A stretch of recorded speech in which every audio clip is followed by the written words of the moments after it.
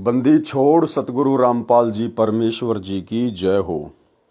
परम पिता परमात्मा सारी सृष्टि के रचनहार कुल मालिक असंख्य ब्रह्मांडों के स्वामी जगत गुरु तीनों लोकों में प्रवेश करके सबका भरण पोषण करने वाले राजाधिराज आत्माधार नाथों के नाथ देवों के देव महादेव सर्वेश्वर महेश्वर मृत्युंजय अजरो अमर आदि अनादि सनातनी प्रभु जगत पिता जगदीश्वर श्री श्री 1008 की उपाधि के वास्तविक अधिकारी अकाल मूरत शब्द स्वरूपी राम वासुदेव सर्वगतम ब्रह्म परम पूज्य प्रथम पूज्य परम संत परम पुरुष परम धनी परम दयालु सत्य कबीर हक्का कबीर अल्लाहु कबीर अल्लाहु अकबर बाखबर अल्लाह ताला जगत के तारणहार जगत के मुक्तिदाता जगत के जगन्नाथ हारे के सहारे हिंदुओं के राम मुसलमानों के अल्लाह सिखों के वाहिगुरु ईसाइयों के मसीह दया के सागर दया निधि करुणा के सागर करुणा निधि स्वयंभू परिभू संकट मोचन कष्ट हरण मंगल करण दुख भंजन अविगत कबीर निर्विकार निर्विषम परमात्मा अलय अलेख सतगुरु आदि अनादि सतगुरु असली मर्यादा पुरुषोत्तम असली राम असली कृष्ण असली घनश्याम असली मुरारी राजाओं के राजा महाराजाओं के महाराजा शहंशाहों के शहंशाह सम्राटों के सम्राट भगवानों के भगवान अल्लाहों के अल्लाह प्रभुओं के प्रभु मसीहाओं के मसीह सच्चे वाहिगुरु बाबाओं के बाबा पीरों के पीर सेठों के सेठ जगत सेठ सावलसा सेठ सर्वगुण संपन्न अनंत कोटि कलाओं के स्वामी अनंत कोटि ब्रह्मांडों के नायक योगियों में महायोगी ध्यानियों में महाध्यानी सिद्धों में परम सिद्ध ज्ञानियों में तत्वज्ञानी ब्रह्म ज्ञानी महाज्ञानी परम ज्ञानी सर्वश्रेष्ठ ज्ञानी विज्ञानी युवा कबीर समृत कबीर असमवात अमित ओजा सच्चे रहनुमा करीम अल्लाह सुभान अल्लाह दुनिया के अंतिम पैगंबर 8 सितंबर 1951 से गांव धनाना जिला सोनीपत हरियाणा भारतवर्ष की पावन भूमि पे प्रकट रियल कल की भगवान श्री नारायण साकार हरि श्री बाबा साहेब शब्द स्वरूपी राम संत श्रोमणी सतगुरु रामपाल जी परमेश्वर जी के चरण कमल में साध संगति से जुड़े हुए देश विदेश से हम सभी सत्सेवक भाई बहनों का अनंत कोटि दंडवत प्रणाम। सत्साई भाई और बहनों, दया पूज्य गुरुदेव भगवान की, सारी सृष्टि के मालिक की, सतगुरु रामपाल जी भगवान की, जिनके विशेष आशीर्वाद से शुभ आशीर्वाद से आप और हम सभी सत्सेवक भाई बहन साध संगति से जुड़कर अपनी आत्मा के कल्याण हेतु निरंतर भक्ति मार्ग पर गुरुदेव के तत्व ज्ञान को आधार बनाकर बढ़ रहे हैं। भाई और बहनों, पूज्य गुरुदेव जी के कर कमल से लिखित पवित्र ग्रंथ कबीर सागर के सरलार्थ के ऊपर वीडियो बनाने की श्रृंखला जारी है। इसी श्रृंखला में आज हमारा ये 55 नंबर का वीडियो है। प्रत्येक वीडियो में गुरुदेव भगवान के आशीर्वाद से हमें बहुत कुछ सीखने को मिलता है। फिलहाल अध्याय कबीर चरित्र बोध के ऊपर वीडियो बनाने की श्रृंखला जारी है और इस श्रृंखला में कबीर परमेश्वर जब 650 साल पहले लीलामय रूप में एक जीवन व्यतीत कर रहे थे, काशी में परमेश्वर 120 वर्ष तक रहे थे, तो उस समय क्या क्या घटनाएं घटी थी, उन सभी घटनाओं का संक्षेप में गुरुदेव भगवान ने अपने कर कमल से यहाँ पर जिक्र किया है, जिसके ऊपर आप और हम भाई बहन वीडियो बना रहे हैं। तो भाई और बहनों, आगे बढ़ते हैं गुरुदेव के आशीर्वाद से। ये कबीर सागर का सरलार्थ पेज नंबर 527 है। ऋषि विवेकानंद जी से ज्ञान चर्चा। स्वामी रामानंद जी का एक शिष्य ऋषि विवेकानंद जी बहुत ही अच्छे प्रवचनकर्ता रूप में प्रसिद्ध था। ऋषि विवेकानंद जी को काशी शहर के एक क्षेत्र का उपदेशक नियुक्त किया हुआ था। उस क्षेत्र के व्यक्ति ऋषि विवेकानंद जी के धारा प्रवाह प्रवचनों को सुनकर उनकी प्रशंसा किए बिना नहीं रहते थे। उनकी कॉलोनी में बहुत प्रतिष्ठा बनी थी। प्रतिदिन की तरह ऋषि विवेकानंद जी विष्णु पुराण से कथा सुना रहे थे। कह रहे थे, भगवान विष्णु सर्वेश्वर है, अविनाशी अजन्मा है, सर्वसृष्टि रचनहार तथा पालनहार है। इनके कोई जन्मदाता माता पिता नहीं है, ये स्वयंभू है। ये ही त्रेता युग में अयोध्या के राजा दशरथ जी के घर माता कौशल्या देवी की पवित्र कोख से उत्पन्न हुए थे तथा श्री रामचंद्र नाम से प्रसिद्ध हुए। समुद्र पर सेतु बनाया, जल पर पत्थर तैराए, लंकापति रावण का वध किया। श्री विष्णु भगवान ने द्वापर युग में श्री कृष्ण चंद्र भगवान का अवतार धार कर वासुदेव जी के रूप में माता देवकी के गर्भ से जन्म लिया तथा कंस, केसी, शिशुपाल, जरासंध आदि दुष्टों का संहार किया। 5 वर्षीय बालक कबीर देव जी भी उस ऋषि विवेकानंद जी का प्रवचन सुन रहे थे तथा सैकड़ों की संख्या में अन्य श्रोतागण भी उपस्थित थे। ऋषि विवेकानंद जी ने अपने प्रवचन को विराम दिया तथा उपस्थित श्रोताओं से कहा, यदि किसी को कोई प्रश्न करना है तो वह निसंकोच अपनी शंका का समाधान करा सकता है। बालक कबीर परमेश्वर खड़े हुए तथा ऋषि विवेकानंद जी से करबद्ध होकर प्रार्थना की कि हे ऋषि जी, आपने भगवान विष्णु जी के विषय में बताया कि ये अजन्मा है, अविनाशी है, इनके कोई माता पिता नहीं है।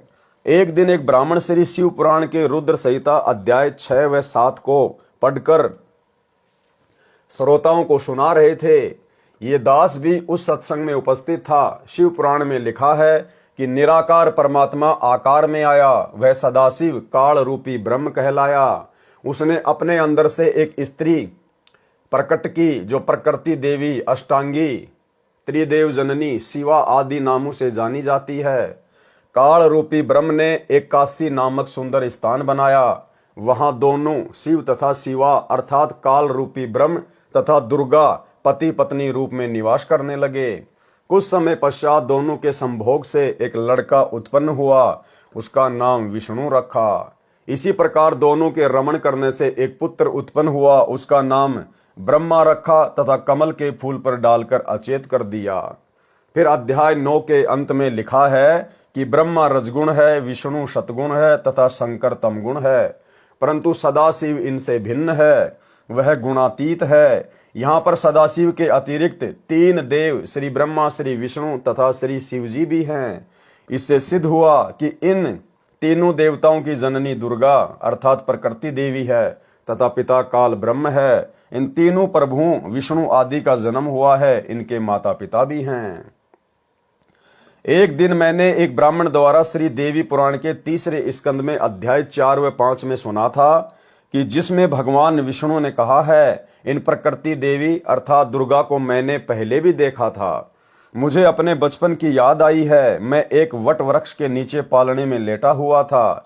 ये मुझे पालने में झुला रही थी। उस समय मैं बालक रूप में था। प्रकृति देवी के निकट जाकर तीनों देव श्री ब्रह्मा, श्री विष्णु तथा श्री शिवजी करबद्ध होकर खड़े हो गए।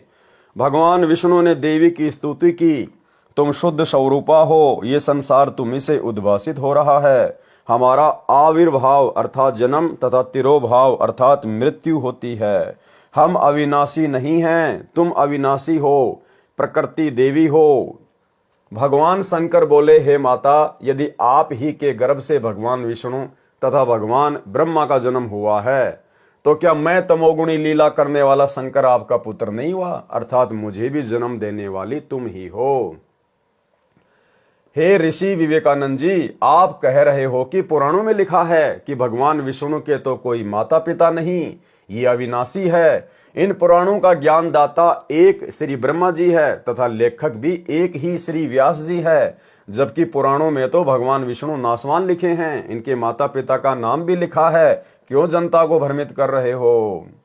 कबीर वेद पढ़े पर भेद न जाने, बाचे पुराण 18, जड़ को अंधा पान खिलावे भूले सृजनहारा। कबीर परमेश्वर जी के मुख कमल से उपरोक्त पुराणों में लिखा उल्लेख सुनकर ऋषि विवेकानंद अति क्रोधित हो गया तथा उपस्थित श्रोताओं से बोले, ये बालक झूठ बोल रहा है, पुराणों में ऐसा नहीं लिखा है। उपस्थित श्रोताओं ने भी सहमति व्यक्त की कि हे ऋषि जी, आप सत्य कह रहे हो, ये बालक क्या जाने पुराणों के गूढ़ रहस्यों को। आप विद्वान पुरुष, परम विवेकशील हो, आप इस बच्चे की बातों पर ध्यान ना दो। ऋषि विवेकानंद जी ने पुराणों को उसी समय देखा जिसमें सारा विवरण विद्यमान था, परंतु मान हानि के डर से अपने झूठे वक्तव्य पर ही दृढ़ रहते हुए कहा, हे बालक, तेरा क्या नाम है? तू किस जाति में जन्मा है? तूने तिलक लगाया है? क्या तूने कोई गुरु धारण किया है? शीघ्र बताइए। कबीर परमेश्वर जी ने बोलने से पहले ही श्रोता बोले, हे ऋषि जी, इसका नाम कबीर है, ये नीरू जुलाई का पुत्र है। कबीर जी बोले, ऋषि जी, मेरा यही परिचय है जो श्रोताओं ने आपको बताया, मैंने गुरु धारण कर रखा है। ऋषि विवेकानंद जी ने पूछा, क्या नाम है तेरे गुरुदेव का? परमेश्वर कबीर जी ने कहा, मेरे पूज्य गुरुदेव वही हैं जो आपके गुरुदेव हैं, उनका नाम है पंडित रामानंद स्वामी। जुलाहे के बालक कबीर परमेश्वर जी के मुख कमल से स्वामी रामानंद जी को अपना गुरु जी बताने से ऋषि विवेकानंद जी ने ज्ञान चर्चा का विषय बदलकर परमेश्वर कबीर जी को बहुत बुरा भला कहा तथा श्रोताओं को भड़काने व वास्तविक विषय भुलाने के मकसद से कहा, देखो रे भाइयों, ये कितना झूठा बालक है। ये मेरे पूज्य गुरुदेव श्री श्री 1008 स्वामी रामानंद जी को अपना गुरु जी कह रहा है। मेरे गुरु जी तो इन अछूतों के दर्शन भी नहीं करते, शूद्रों का अंग भी नहीं छूते। अभी जाता हूं गुरु जी को बताता हूं। भाई श्रोताओं, आप सभी कल स्वामी जी के आश्रम पर आना सुबह सुबह। इस झूठे की कितनी पिटाई स्वामी रामानंद जी करेंगे। इसने हमारे गुरुदेव का नाम मिट्टी में मिलाया है। सर्व श्रोता बोले, ये बालक मूर्ख झूठा गवार है, आप विद्वान हो। कबीर जी ने कहा, निरंजन धन तेरा दरबार, निरंजन धन तेरा दरबार, जहाँ पर तनिक न न्याय विचार, जहाँ पर तनिक न न्याय विचार। वैस्या ओडे मुल मुल खासा, गल मोतियों का हार, वैस्या ओडे मुल मुल खासा, गल मोतियों का हार। पतिव्रता को मिले न खादी, सूखा निरस आहार, निरंजन धन तेरा दरबार, जहाँ पर तनिक न न्याय विचार। भाई पाखंडी की पूजा जग में संत को कहे लबार, पाखंडी की पूजा जग में संत को कहे लबार। अज्ञानी को परम विवेकी, ज्ञानी को मूढ़ गवार, निरंजन धन तेरा दरबार, जहाँ पर तनिक न न्याय विचार।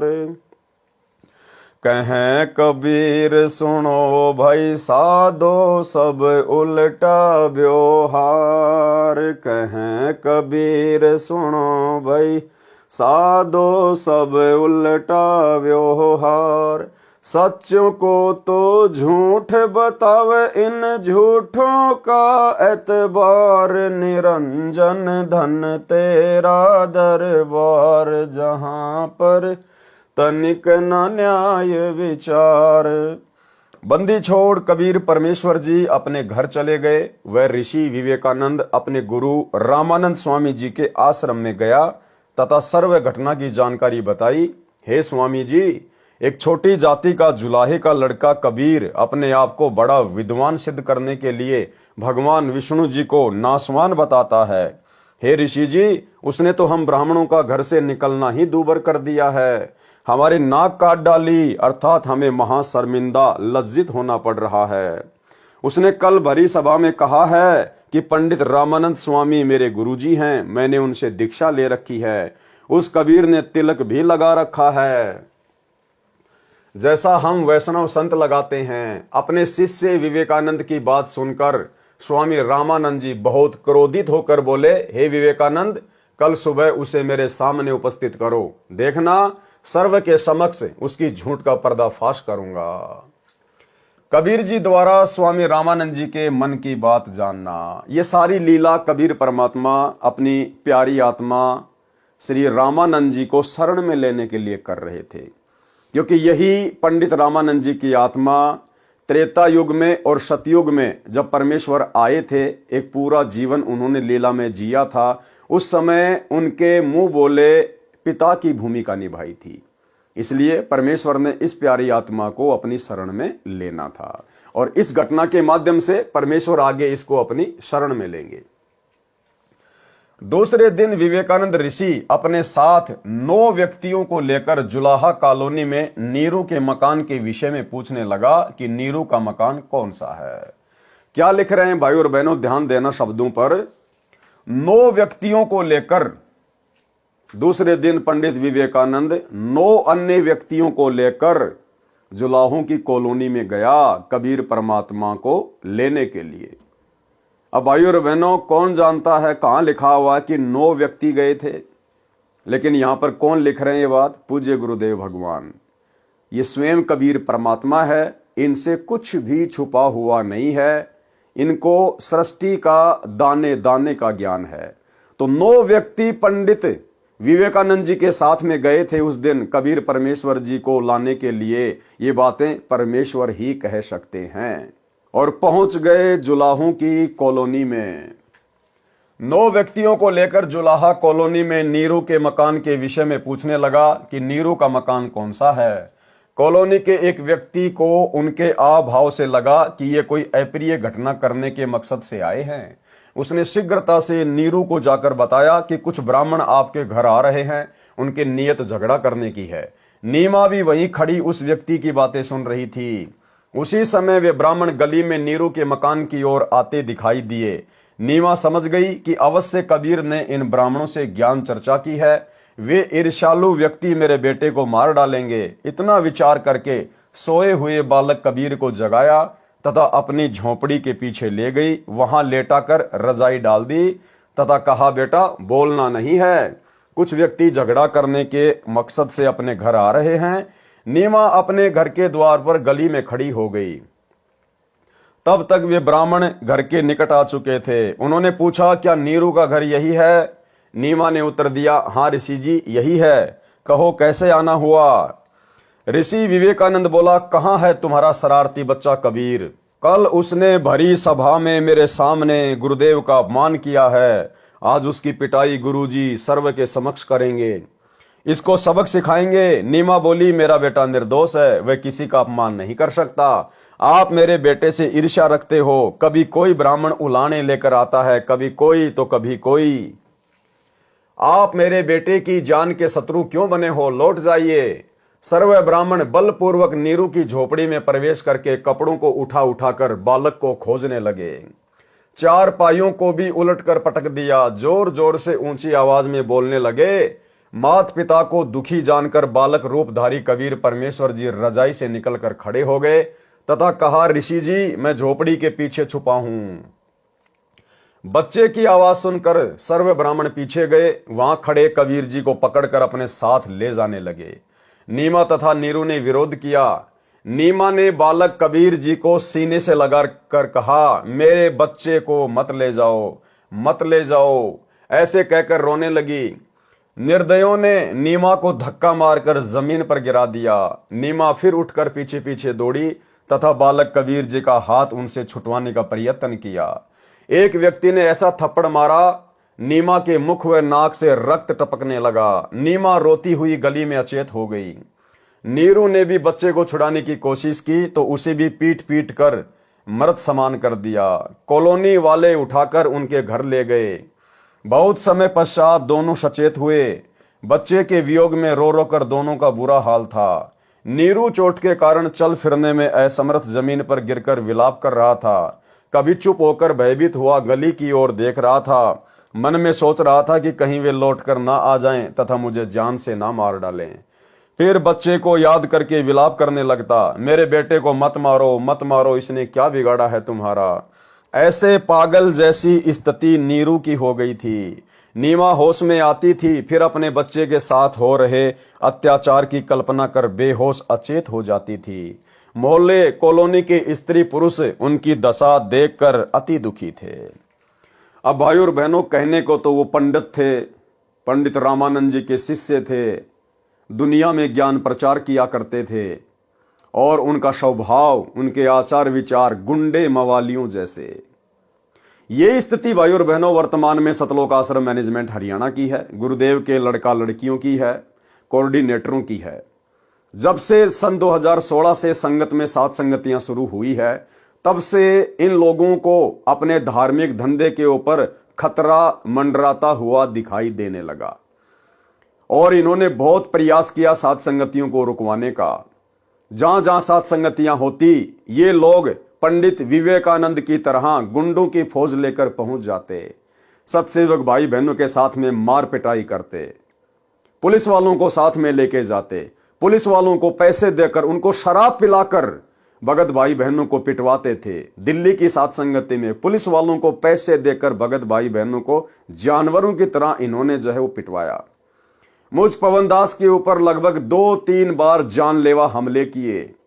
अपनी तरफ से तो एक प्रकार से मारकर ही छोड़कर चले गए थे। वीडियो दास आपको बार बार दिखाता रहता है। कहने का मतलब भाइयों और बहनों, वर्तमान में परम पूज्य सतगुरु रामपाल जी परमेश्वर जी की शरण में आने के बाद भी उनके परिवार का, कोऑर्डिनेटरों का, आश्रम संचालकों का आचार विचार व्यवहार कुछ भी चेंज नहीं हुआ। वही गुंडे मवालियों वाली हरकतें। इसलिए भाइयों और बहनों, परमात्मा ने अंत में फिर सात संगतियां शुरू करवाई और एक सच्चे मिशन को परमेश्वर ने सात संगति के माध्यम से आगे बढ़ाया। मोहल्ले कॉलोनी के स्त्री पुरुष उनकी दशा देखकर अति दुखी थे। प्रातः काल का समय था। स्वामी रामानंद जी गंगा नदी पर स्नान करके लौटे ही थे, अपनी कुटिया में बैठे थे। जब उन्हें पता चला कि उस बालक कबीर को पकड़कर ऋषि विवेकानंद जी की टीम ला रही है, तो स्वामी रामानंद जी ने अपनी कुटिया के द्वार पर कपड़े का पर्दा लगा लिया, ये दिखाने के लिए कि मैं पवित्र जाति का ब्राह्मण हूं तथा शूद्रों को दीक्षा देना तो दूर की बात है, सुबह सुबह तो दर्शन भी नहीं करता। ऋषि विवेकानंद जी ने बालक कबीर देव जी को कुटिया के समक्ष खड़ा करके कहा, हे गुरुदेव, ये रहा वह झूठा बच्चा कबीर जुलाहा। उस समय ऋषि विवेकानंद जी ने अपने प्रचार क्षेत्र के व्यक्तियों को विशेष कर बुला रखा था, ये दिखाने के लिए कि ये कबीर झूठ बोलता है। स्वामी रामानंद जी कहेंगे, मैंने इसको कभी दीक्षा नहीं दी जिससे सर्व उपस्थित व्यक्तियों को ये बात जचेगी कि कबीर पुराणों के विषय में भी झूठ बोल रहा था, जिनके बारे में कबीर जी ने लिखा बताया था कि श्री विष्णु जी, श्री शिव जी तथा ब्रह्मा जी नासवान है, इनका जन्म होता है तथा मृत्यु भी होती है, तथा इनकी माता का नाम प्रकृति देवी दुर्गा है तथा पिता का नाम सदाशिव अर्थात काल ब्रह्म है। जिन हाथों से कबीर परमेश्वर को पकड़ कर लाए थे, उन सर्व व्यक्तियों ने अपने हाथ मिट्टी से रगड़ रगड़ कर धोए तथा सर्व उपस्थित व्यक्तियों के समक्ष बाल्टी में जल भरकर स्नान किया। सभी वस्त्र जो शरीर पर पहन रखे थे वे भी कूट कूट कर धोए। स्वामी रामानंद जी ने अपनी कुटिया के द्वार पर खड़े 5 वर्षीय बालक कबीर से ऊंची आवाज में प्रश्न किया, हे बालक, आपका क्या नाम है? कौन जाति में जन्म है? आपका भक्ति पंथ मार्ग कौन सा है? उस समय लगभग 1000 की संख्या में दर्शक उपस्थित थे। बालक कबीर जी ने भी आधीनता से ऊंची आवाज में उत्तर दिया, जाति मेरी जगत गुरु परमेश्वर है पंथ, गरीबदास लिखित पढ़े मेरा नाम निरंजन कंत। ए स्वामी सृष्टा में सृष्टि मेरे तीर, दास गरीब अधर बसूं अविगत सत्य कबीर। गोता मारूं स्वर्ग में जा बैठूं पाताल, गरीबदास ढूंढत फिरूं हीरे माणिक लाल। भावार्थ, कबीर जी ने कहा, हे स्वामी रामानंद जी, परमेश्वर के घर कोई जाति नहीं है। आप विद्वान पुरुष होते हुए वर्ण भेद को महत्व दे रहे हो। मेरी जाति व नाम तथा भक्ति पंथ जानना चाहते हो तो सुनो। मेरा नाम वही कबीर देव है जो वेदों में लिखा है, जिसे आप जी पढ़ते हो। मैं वह निरंजन माया रहित कंत सर्व का पति अर्थात सबका स्वामी हूँ। मैं ही सर्व सृष्टि रचनहार सृष्टा हूँ। ये सृष्टि मेरे ही आश्रित तीर यानी किनारे है। मैं ऊपर सत्य लोक में निवास करता हूँ। मैं वह अमर अव्यक्त अविगत सत्य कबीर हूँ, जिसका वर्णन गीता अध्याय 8 श्लोक 20 से 22 में है। हे स्वामी जी, गीता अध्याय 7 श्लोक 24 में गीता ज्ञानदाता अर्थात काल ब्रह्म अपने विषय में बताता है कि ये मूर्ख मनुष्य समुदाय मुझ अव्यक्त को श्री कृष्ण रूप में व्यक्ति मान रहे हैं। मैं सबके समक्ष प्रकट नहीं होता। ये मनुष्य समुदाय मेरे इस अश्रेष्ठ अटल नियम से अपरिचित है। गीता अध्याय 7 श्लोक 25 में कहा है कि मैं गीता ज्ञानदाता अपनी योग माया अर्थात सिद्धि शक्ति से छिपा हुआ अपने वास्तविक रूप में सबके समक्ष प्रत्यक्ष नहीं होता। ये अज्ञानी जन समुदाय मुझ श्री कृष्ण व राम आदि की तरह माता से जन्म लेने वाले प्रभु को तथा अविनाशी जो अन्य अव्यक्त परमेश्वर है उसको नहीं जानते। हे स्वामी रामानंद जी, गीता अध्याय 7 श्लोक 24-25 में गीता ज्ञानदाता काल ब्रह्म क्षर पुरुष ने अपने को अव्यक्त कहा है। ये प्रथम अव्यक्त प्रभु हुआ। अब सुनो दूसरे तथा तीसरे अव्यक्त प्रभुओं के विषय में। गीता अध्याय 8 श्लोक 18-19 में गीता ज्ञानदाता ने अपने से अन्य अव्यक्त परमात्मा का वर्णन किया है। कहा है, ये सर्व चराचर प्राणी दिन के समय अव्यक्त परमात्मा से उत्पन्न होते हैं, रात्रि के समय उसी में लीन हो जाते हैं। यह जानकारी काल ब्रह्म ने अपने से अन्य अव्यक्त प्रभु पर ब्रह्म अर्थात अक्षर ब्रह्म के विषय में दी है। यह दूसरा अव्यक्त अविगत प्रभु हुआ। तीसरे अव्यक्त अविगत परमात्मा अर्थात परम अक्षर ब्रह्म के विषय में गीता अध्याय 8 श्लोक 20 से 22 में कहा है कि जिस अव्यक्त प्रभु का गीता अध्याय 8 श्लोक 18-19 में वर्णन किया है वह पूर्ण प्रभु नहीं है, वह भी वास्तव में अविनाशी प्रभु नहीं है, परंतु उस अव्यक्त जिसका विवरण उपरोक्त श्लोक 18-19 में है उससे भी अति परे दूसरा जो सनातन अव्यक्त भाव है वह परम दिव्य परमेश्वर सब भूतों यानी प्राणियों के नष्ट होने पर भी नष्ट नहीं होता। वह अक्षर अव्यक्त अविनाशी अविगत अर्थात वास्तव में अविनाशी अव्यक्त प्रभु इस नाम से कहा गया है। उसी अक्षर अव्यक्त की प्राप्ति को परम गति कहते हैं। जिस दिव्य परम परमात्मा को प्राप्त होकर साधक वापस लौटकर इस संसार में नहीं आते, इसी का विवरण गीता अध्याय 15 श्लोक 1 से 4 तथा श्लोक 16-17 में भी है। वह धाम अर्थात जिस लोक में वह अविनाशी परमात्मा रहता है वह धाम मेरे वाले लोक ब्रह्म लोक से श्रेष्ठ है। हे पार्थ, जिस अविनाशी परमात्मा के अंतर्गत सर्व प्राणी हैं, जिस सच्चिदानंद घन परमात्मा से यह समस्त जगत परिपूर्ण है, वह सनातन अव्यक्त परमेश्वर तो अनन्य भक्ति से प्राप्त होने योग्य है। गीता अध्याय 8 श्लोक 20, 21, 22। हे स्वामी रामानंद जी, मैं वही तीसरी श्रेणी वाला अविगत सत्य अविनाशी भाव वाला परमेश्वर कबीर हूं, जिसे वेदों में कबीर देव कहा है, वही कबीर देव मैं कहलाता हूं। हे स्वामी रामानंद जी, सर्व सृष्टि को रचने वाला सृष्टा मैं ही हूं। मैं ही आत्मा का आधार, जगत गुरु, जगत पिता, बंधु तथा जो सत्य साधना करके सत्यलोक जा चुके हैं उनको सतलोक पहुंचाने वाला मैं ही हूं। काल ब्रह्म की तरह धोखा न देने वाले स्वभाव वाला कबीर देव मैं ही हूं, जिसका प्रमाण अथर्ववेद कांड 4 अनुवाक 1 मंत्र 7 में लिखा है। कांड नंबर 4 अनुवाक नंबर 1 मंत्र नंबर 7। यहां पर इसका हिंदी अनुवाद है, केवल हिंदी अनुवाद। जो अचल अर्थात अविनाशी जगत पिता, भक्तों का वास्तविक साथी अर्थात आत्मा का आधार, बड़ा स्वामी अर्थात परमेश्वर व जगत गुरु तथा विनम्र पुजारी अर्थात विधिवत साधक को सुरक्षा के साथ सतलोक ले गए हुओं को यानी जो मोक्ष प्राप्त कर चुके हैं उनको सतलोक ले जाने वाला, सर्व ब्रह्मांडों की रचना करने वाला, जगदम्बा अर्थात माता वाले गुणों से भी युक्त, काल की तरह धोखा न देने वाले स्वभाव अर्थात गुणों वाला, ज्यों का त्यों अर्थात वैसा ही वह है। आप कबीर देव हैं अर्थात भाषा भिन्न इसे कबीर परमेश्वर भी कहते हैं। भावार्थ, इस मंत्र में यह भी स्पष्ट कर दिया कि उस परमेश्वर का नाम कबीर देव अर्थात कबीर परमेश्वर है जिसने सर्व रचना की है। जो परमेश्वर अचल अर्थात वास्तव में अविनाशी, गीता अध्याय 15 श्लोक 16-17 में भी प्रमाण है। जगत गुरु परमेश्वर आत्माधार जो पूर्ण मुक्त होकर सतलोक गए हैं यानी जो मोक्ष प्राप्त कर चुके हैं उनको सतलोक ले जाने वाला, सर्व ब्रह्मांडों का रचनहार, काल की तरह धोखा न देने वाला, ज्यों का त्यों वह स्वयं कबीर देव अर्थात कबीर प्रभु है।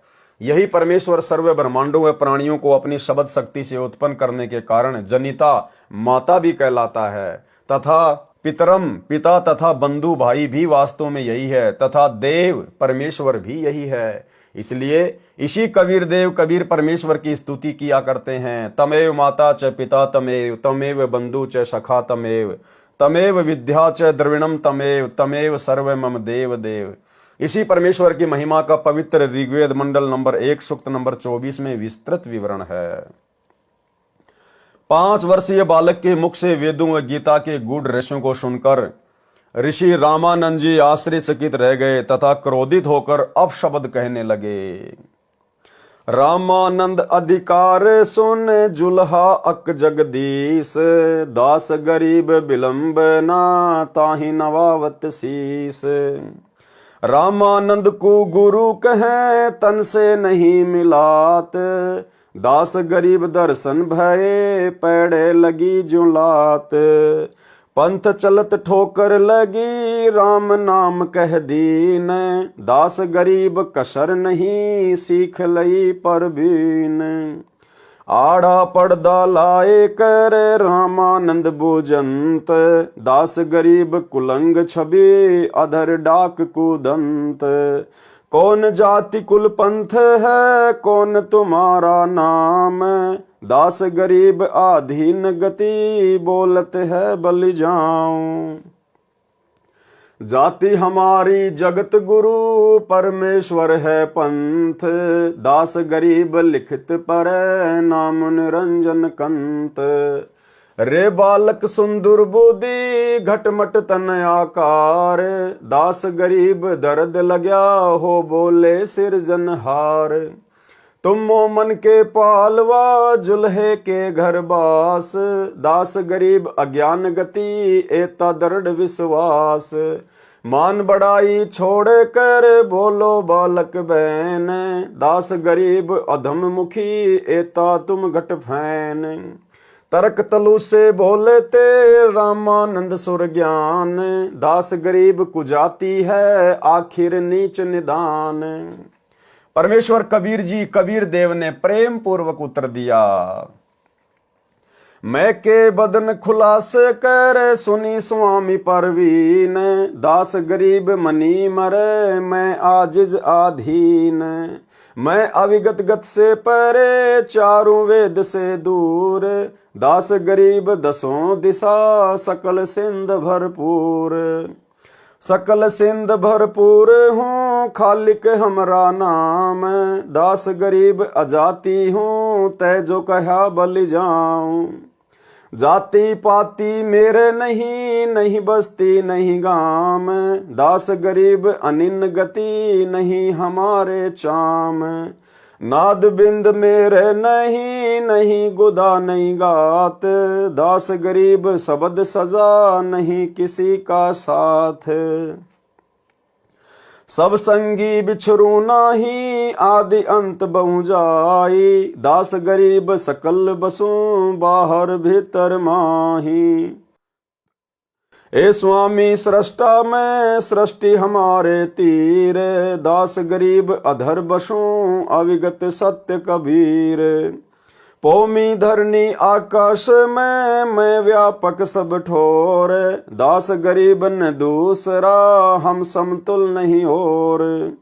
हम दासन के दास हैं कर्ता पुरुष करीम, दास गरीब अवधूत हम ब्रह्मचारी सीम। सुन रामानंद राम हम मैं बावन नरसिंह, दास गरीब कली कली हम ही से कृष्ण अभंग। हम ही से इंद्र कुबेर है ब्रह्मा विष्णु महेश, दास गरीब धर्म ध्वजा धरणी रसातल शेष। सुन स्वामी सतभाख हूँ झूठ न हमरे रिंच, दास गरीब हम रूप बिना और सकल परपंच। गोता लाऊं स्वर्ग से फिर बैठूं पाताल, गरीब दास ढूंढत फिरूं हीरे माणिक लाल। इस दरिया कंकर बहुत लाल कहीं कहीं ठाव, गरीब दास माणिक चुगे हम मुरजीवा नाव। मुरजीवा माणिक चुगे कंकर पत्थर डारी, दास गरीब डोरी अगम उतरो शब्द आधार। स्वामी रामानंद जी ने कहा, अरे कुजात अर्थात शूद्र, छोटा मुंह बड़ी बात, तू अपने आप को परमात्मा कहता है, तेरा शरीर हाड़ मांस व रक्त निर्मित है। तू अपने आप को अविनाशी परमात्मा कहता है, तेरा जुलाई के घर जन्म है, फिर भी अपने आप को अजन्मा अविनाशी कहता है, तू कपटी बालक है। परमेश्वर कबीर जी ने कहा, ना मैं जन्मू ना मरूं, जो मैं आऊं त्यो जाऊं। गरीब दास सतगुरु भेद से लखो हमारा दाव। सुन रामानंद राम मैं मुझसे ही बावन नरसिंह, दास गरीब युग युग हम से ही हुए कृष्ण अभंग। भावार्थ, कबीर जी ने उत्तर दिया, हे रामानंद जी, मैं न तो जन्म लेता हूं न मृत्यु को प्राप्त होता हूं। मैं 84 लाख प्राणियों के शरीरों में आने, जन्म लेने व जाने, मृत्यु होने के चक्कर से भी रहित हूं। मेरी विशेष जानकारी किसी तत्वदर्शी संत सतगुरु से ज्ञान को सुनकर प्राप्त करो। गीता अध्याय 4 श्लोक 34 तथा यजुर्वेद अध्याय 40 मंत्र 10 व 13 में वेद ज्ञानदाता स्वयं कह रहा है कि उस पूर्ण परमात्मा के तत्व वास्तविक ज्ञान से मैं अपरिचित हूं। उस तत्व ज्ञान को तत्वदर्शी संतों से सुनो, उन्हें दंडवत प्रणाम करो, अति विनम्र भाव से परमात्मा के पूर्ण मोक्ष मार्ग के विषय में ज्ञान प्राप्त करो। जैसी भक्ति विधि से तत्वदर्शी संत बताए वैसे साधना करो। गीता अध्याय 15 श्लोक 17 में लिखा है कि श्लोक 16 में जिन दो पुरुषों भगवानों क्षर पुरुष अर्थात काल ब्रह्म तथा अक्षर पुरुष अर्थात परब्रह्म का उल्लेख है, वास्तव में अविनाशी परमेश्वर तथा सभी का पालन पोषण व धारण करने वाला परमात्मा तो उन उपरोक्त दोनों से अन्य ही है। हे स्वामी रामानंद जी, वह उत्तम पुरुष अर्थात सर्वश्रेष्ठ प्रभु मैं ही हूं। इस बात को सुनकर स्वामी रामानंद जी बहुत क्षुब्ध हो गए तथा कहा कि रे बालक, तू निम्न जाति का और छोटा मुंह बड़ी बात कर रहा है, तू अपने आप भगवान बन बैठा। बुरी गालियां भी दी। कबीर साहिब बोले कि गुरुदेव, आप मेरे गुरुजी हैं, आप मुझे गाली दे रहे हो तो भी मुझे आनंद आ रहा है, लेकिन मैं जो आपको कह रहा हूं मैं ज्यों का त्यों पूर्ण ब्रह्म ही हूं, इसमें कोई संशय नहीं है। इस बात को सुनकर रामानंद जी ने कहा कि ठहर जा, तेरी तो लंबी कहानी बनेगी, तो ऐसे नहीं मानेगा, मैं पहले अपनी पूजा पाठ कर लेता हूं। रामानंद जी ने कहा कि इसको बैठाओ, मैं पहले अपनी कुछ क्रिया रहती है वह कर लेता हूं, बाद में इससे निपटूंगा। स्वामी रामानंद जी क्या क्रिया करते थे? भगवान विष्णु जी की एक काल्पनिक मूर्ति बनाते थे, अपने मन में काल्पनिक मूर्ति बनाया करते थे। सामने मूर्ति दिखाई देने लग जाती थी, जैसे कर्मकांड करते हैं। भगवान की मूर्ति के पहले वाले सारे कपड़े उतार कर उनको जल से स्नान करवाकर फिर स्वच्छ कपड़े भगवान ठाकुर को पहनाकर गले में माला डालकर तिलक लगाकर मुकुट रख देते हैं। रामानंद जी कल्पना कर रहे थे, कल्पना करके भगवान की काल्पनिक मूर्ति बनाई। श्रद्धा से जैसे नंगे पैरों जाकर आप ही गंगा जल लाए हों, ऐसी अपनी भावना बनाकर ठाकुर जी की मूर्ति के कपड़े उतारे, फिर स्नान करवाया तथा नए वस्त्र पहना दिए, तिलक लगा दिया, मुकुट रख दिया और माला डालनी भूल गए। कंठी न डालें तो पूजा अधूरी, और मुकुट रख दिया तो उस दिन मुकुट उतारा नहीं जा सकता, उस दिन मुकुट उतार दें तो पूजा खंडित। स्वामी रामानंद जी अपने आप को कोस रहे हैं कि इतना जीवन हो गया मेरा, कभी भी ऐसी गलती जिंदगी में नहीं हुई थी। प्रभु, आज मुझ पापी से क्या गलती हुई है? यदि मुकुट उतारूं तो पूजा खंडित। उसने सोचा कि मुकुट के ऊपर से कंठी माला डालकर देखता हूं। कल्पना से कर रहे हैं, कोई सामने मूर्ति नहीं और पर्दा लगा है। कबीर साहिब दूसरी ओर बैठे हैं, मुकुट में माला फंस गई, आगे नहीं जा रही थी, जैसे शौपन देख रहे हों। रामानंद जी ने सोचा, अब क्या करूं? हे भगवान, आज तो मेरा सारा दिन ही व्यर्थ गया, आज की मेरी भक्ति कमाई व्यर्थ गई। क्योंकि जिसको परमात्मा की कसक होती है, उसका एक नित्य नियम भी रह जाए तो उसको दर्द बहुत होता है। जैसे इंसान की जेब कट जाए और फिर बहुत पश्चाताप करता है। प्रभु के सच्चे भक्तों को इतनी लगन होती है। इतने में बालक रूपधारी कबीर परमेश्वर जी ने कहा कि स्वामी जी, माला की घुंडी खोलो और माला गले में डाल दो, फिर गांठ लगा दो, मुकुट उतारना नहीं पड़ेगा। रामानंद जी काहे का मुकुट उतारे था, काहे की गांठ खोले था। कुटिया के सामने लगा पर्दा भी स्वामी रामानंद जी ने अपने हाथ से फेंक दिया और ब्राह्मण समाज के सामने उस कबीर परमेश्वर को सीने से लगा लिया। रामानंद जी ने कहा कि हे भगवान, आपका तो इतना कोमल शरीर है जैसे रुई हो, आपके शरीर की तुलना में मेरा तो पत्थर जैसा शरीर है। एक तरफ तो प्रभु खड़े हैं और एक तरफ जाति व धर्म की दीवार है। प्रभु चाहने वाली पुण्य आत्माएं धर्म की बनावटी दीवार को तोड़ना श्रेयकर समझते हैं। वैसा ही स्वामी रामानंद जी ने किया। सामने पूर्ण परमात्मा को पाकर न जाति देखी, न धर्म देखा, न छुआछात, केवल आत्म कल्याण देखा। इसे ब्राह्मण कहते हैं। बोलत रामानंद जी हम गड़बड़ा सुकाल, गरीबदास पूजा कर मुकुट फही जदिमाल। सेवा करो संभाल कर सुनी स्वामी सुर ज्ञान, गरीबदास सिर मुकुट धरी माला अटकी जान।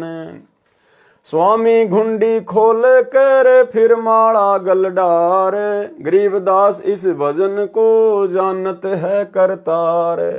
ड्योडी पर्दा दूर कर लिया कंठ लगाए, गरीबदास गुजरी बहुत बदने बदन मिलाए। मन की पूजा तुम लखी मुकुट माल पर बेस, गरीबदास गति को लखै कौन वरण क्या भेष। ये तो तुम शिक्षा दई मान लई मन मोर, गरीबदास कोमल पुरुष हमरा बदन कठोर। कबीर देव द्वारा ऋषि रामानंद के आश्रम में 2 रूप धारण करना। स्वामी रामानंद जी ने परमेश्वर कबीर जी से कहा कि आपने झूठ क्यों बोला। कबीर परमेश्वर जी बोले, कैसा झूठ स्वामी जी। स्वामी रामानंद जी ने कहा कि आप कह रहे थे कि आपने मेरे से नाम ले रखा है, आपने मेरे से उपदेश कब लिया।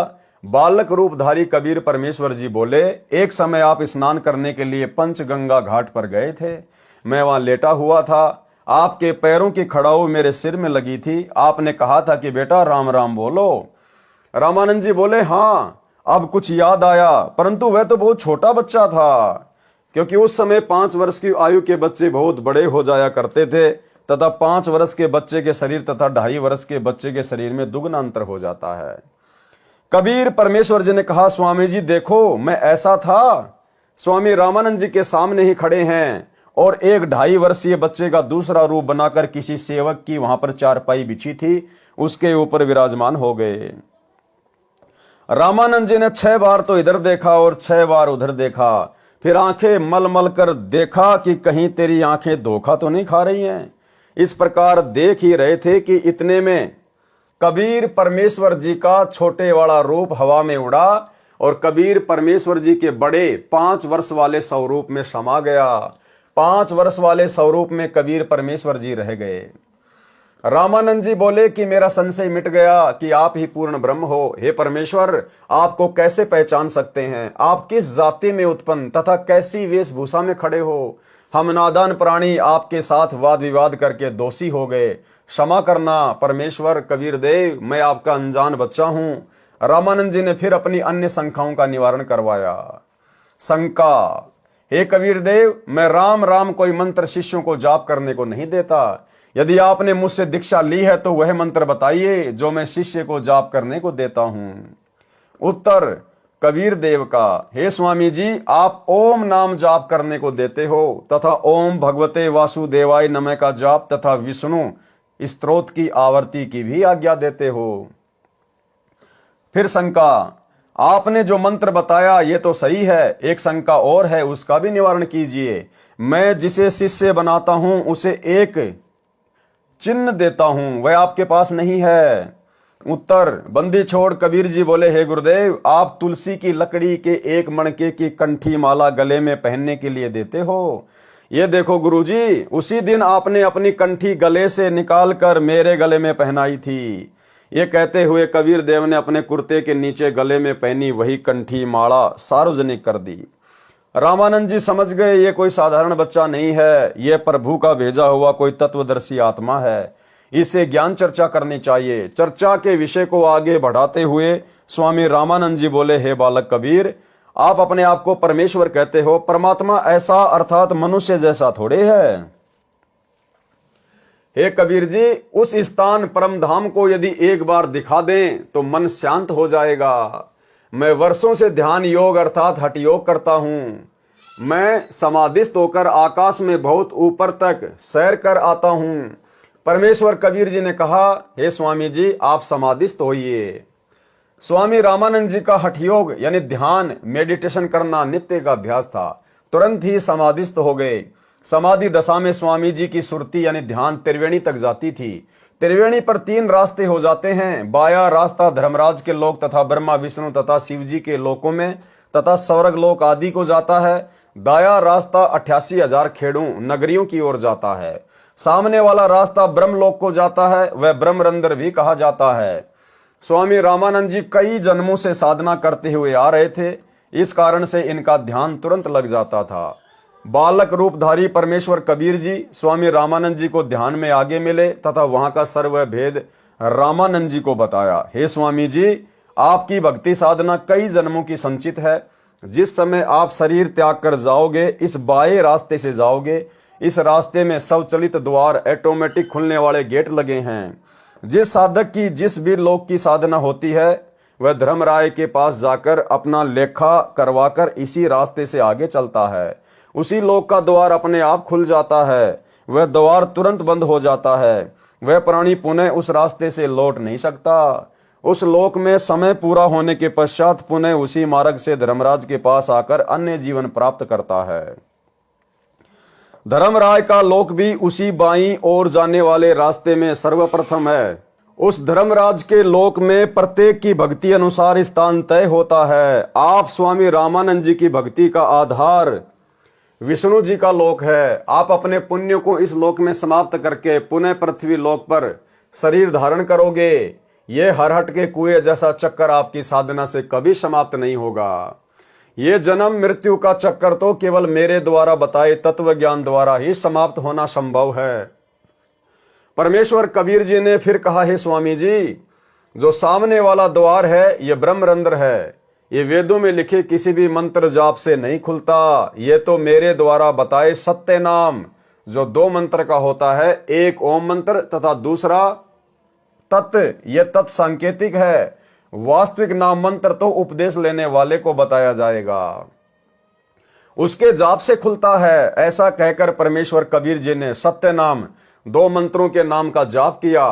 तुरंत ही सामने वाला द्वार ब्रह्मरंध्र खुल गया। परमेश्वर कबीर जी अपने साथ स्वामी रामानंद जी की आत्मा को लेकर उस ब्रह्मरंध्र में प्रवेश कर गए। उसके पश्चात वह द्वार तुरंत बंद हो गया। उस द्वार से निकलकर लंबा रास्ता तय किया, ब्रह्मलोक में गए। आगे फिर 3 रास्ते हैं। बाईं ओर एक रास्ता महास्वर्ग में जाता है। उस महास्वर्ग में नकली डुप्लीकेट सतलोक, अलखलोक, अगमलोक तथा अनामी लोकों की रचना काल ब्रह्म ने अपनी पत्नी दुर्गा से करवा रखी है। प्राणियों को धोखा देने के लिए उन सर्व नकली लोकों को दिखाकर वापस आए। दाईं ओर सप्तपुरी, ध्रुव लोक आदि हैं। सामने वाला द्वारा वहां जाता है जहां पर गीता ज्ञानदाता काल ब्रह्म अपनी योग माया से छुपा रहता है। वह 3 स्थान बनाए हैं। एक रजोगुण प्रधान क्षेत्र है जिसमें काल ब्रह्म तथा दुर्गा प्रकृति देवी पति पत्नी रूप में साकार रूप में रहते हैं। उस समय जिस पुत्र का जन्म होता है वह रजोगुण युक्त होता है। उसका नाम ब्रह्मा रख देता है। उस बालक को युवा होने तक अचेत रखकर परवरिश करते हैं। युवा होने पर काल ब्रह्म स्वयं विष्णु रूप धारण करके अपनी नाभि से कमल का फूल प्रकट करता है। उस कमल के फूल पर युवा अवस्था प्राप्त होने पर ब्रह्मा जी को रखकर सचेत कर देता है। इसी प्रकार एक शतोगुण प्रधान क्षेत्र बनाया है। उसमें दोनों दुर्गा व काल ब्रह्म पति पत्नी रूप में रहकर अन्य पुत्र शतोगुण प्रधान उत्पन्न करते हैं। उसका नाम विष्णु रखते हैं। उसे भी युवा होने तक अचेत रखते हैं। शेष सैया पर सचेत करते हैं। अन्य शेषनाग ब्रह्म ही अपनी शक्ति से उत्पन्न करता है। इसी प्रकार एक तमोगुण प्रधान क्षेत्र बनाया है। उसमें वे दोनों दुर्गा तथा काल ब्रह्म पति पत्नी व्यवहार से तमोगुण प्रधान पुत्र उत्पन्न करते हैं। उसका नाम शिव रखते हैं। उसे भी युवा अवस्था प्राप्त होने तक अचेत रखते हैं। युवा होने पर तीनों को सचेत करके इनका विवाह प्रकृति दुर्गा द्वारा उत्पन्न 3 लड़कियों से करते हैं। इस प्रकार ये काल ब्रह्म अपना सृष्टि चक्र चलाता है। परमेश्वर कबीर जी ने स्वामी रामानंद जी को वह रास्ता दिखाया तथा 21वें ब्रह्मांड में फिर 3 रास्ते हैं। बाईं ओर फिर नकली सतलोक, अलखलोक, अगमलोक तथा अनामी लोक की रचना की हुई है। दाईं ओर 12 भक्तों का निवास स्थान बनाया है जिनको अपना ज्ञान प्रचारक बनाकर जनता को शास्त्र विरुद्ध ज्ञान पर आधारित करवाता है। सामने वाला द्वार तपतशिला की ओर जाता है जहां पर यह काल ब्रह्म 1 लाख मानव शरीरधारी प्राणियों के सूक्ष्म शरीरों को तपाकर उनसे मैल निकाल कर खाता है। उस काल ब्रह्म के उस लोक के ऊपर एक द्वार है जो परब्रह्म अक्षर पुरुष के 7 संग ब्रह्मांडों में खुलता है। परब्रह्म के ब्रह्मांडों के अंतिम सिरे पर एक द्वार है जो सत्य पुरुष परम अक्षर ब्रह्म के लोक सत्य लोक की भंवर गुफा में खुलता है। फिर आगे सत्यलोक है जो वास्तविक सतलोक है। सतलोक में पूर्ण परमात्मा कबीर जी अन्य तेजों में मानव सदृश शरीर में एक गुम्मद में एक ऊंचे सिंहासन पर विराजमान है। वहां सतलोक की सर्व वस्तुएं तथा सतलोकवासी सफेद प्रकाश युक्त हैं। सत्य पुरुष के शरीर का प्रकाश अत्यधिक सफेद है। सत्य पुरुष के एक रोमकूप का प्रकाश 1 लाख सूर्यों तथा इतने ही चंद्रमाओं के मिले जुले प्रकाश से भी अधिक है। परमेश्वर कबीर जी स्वामी रामानंद जी की आत्मा को साथ लेकर सतलोक में गए। वहां सभी आत्माओं का भी मानव सदृश शरीर है। उनके शरीर का भी सफेद प्रकाश है, परंतु सतलोक निवासियों के शरीर का प्रकाश 16 सूर्यों के प्रकाश के समान है। बालक रूपधारी कबीर देव ने अपने ही अन्य स्वरूप पर चंवर किया, जो स्वरूप अत्यधिक तेजोमय था तथा सिंहासन पर एक सफेद गुम्बद में विराजमान था। स्वामी रामानंद जी ने सोचा कि पूर्ण परमात्मा तो ये है जो तेजोमय शरीर युक्त है। ये बाल रूपधारी आत्मा कबीर यहाँ का अनुचर अर्थात सेवक होगा। स्वामी रामानंद जी ने इतना विचार ही किया था। उसी समय सिंहासन पर विराजमान तेजोमय शरीर युक्त परमात्मा सिंहासन त्याग कर खड़ा हो गया तथा बालक कबीर जी को सिंहासन पर बैठने के लिए प्रार्थना की। नीचे से रामानंद जी के साथ गया बालक कबीर जी उस सिंहासन पर विराजमान हो गए तथा वह तेजोमय शरीरधारी प्रभु बालक के सिर पर श्रद्धा से चंवर करने लगा। रामानंद जी ने सोचा, यह परमात्मा इस बच्चे पर चंवर करने लगा, यह बालक यहाँ का नौकर सेवक नहीं हो सकता। इतने में तेजोमय शरीर वाला परमात्मा उस बालक कबीर जी के शरीर में समा गया। बालक कबीर जी का शरीर उसी प्रकार उतने ही प्रकाश युक्त हो गया जितना पहले सिंहासन पर बैठे पुरुष परमेश्वर का था। इतनी लीला करके स्वामी रामानंद जी की आत्मा को वापस शरीर में भेज दिया। महर्षि रामानंद जी ने आंखें खोलकर देखा तो बालक रूपधारी परमेश्वर कबीर जी को सामने ही बैठा पाया।